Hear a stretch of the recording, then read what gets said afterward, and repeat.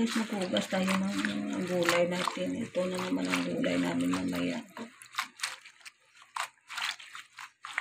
Ayan, saluyot.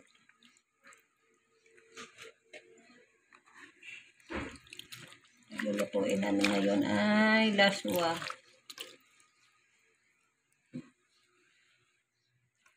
Hugasan ko na ito kasi mamaya lulutuin na ito.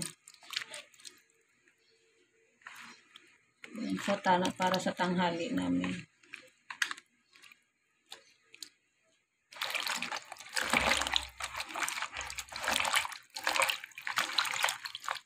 Guys, ready to cook na ito kasi madali lang naman lulutuin ito.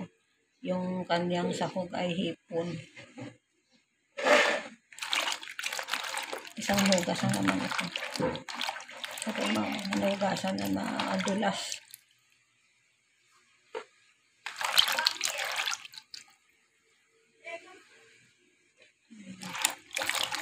Cook na yan.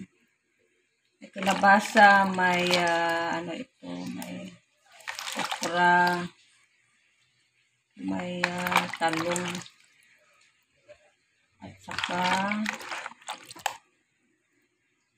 ito patula. Malasa kasi ang patula eh.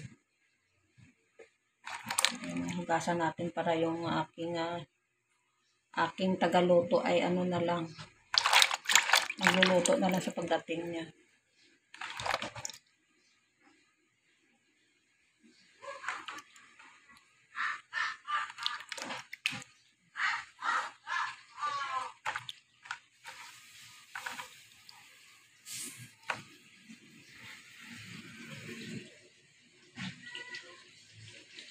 Ayan guys, ang aming ito kaluluto lang din. Ito kasi nagluluto kami kasi ito ng laswa once a week. Itong ganito yung ilalagay. Hipon ang lasa. Ang sarap.